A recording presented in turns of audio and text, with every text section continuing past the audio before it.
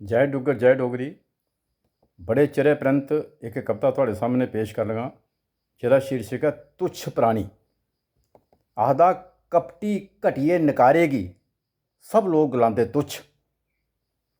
कपटी घटिए नकारेगी सब लोग गलांदे तुच्छ ते सच्चा सुच्चा माह्नू रखदा खड़ी अपनी मुੱਛ। कपटी घटिए नकारेगी सब लोग गलांदे तुच्छ ते सच्चा सुच्चा माह्नू रखदा खड़ी अपनी मुੱਛ। बड़ा गै औखा कम्म है अपने दी पन्छान बनानी। बड़ा गै औखा कम्म है अपने दी पन्छान बनानी। हर कोई सेका करदा जिथे अपना अपना लुच्च। तो ढलदे दी कोई बात नहीं पुछदा करन सलामां चढ़दे सब।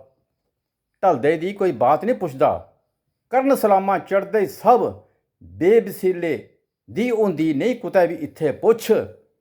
ढलदे दी कोई बात नहीं पुछदा करन सलामां चढ़दे सब।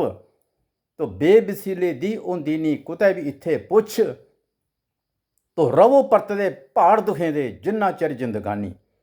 रवो परतदे पहाड़ दुखें दे जिन्ना चिर है जिंदगानी। ढेरी ढाइयै बौह्ना नहीं बेही रवो मारियै गुच्छ।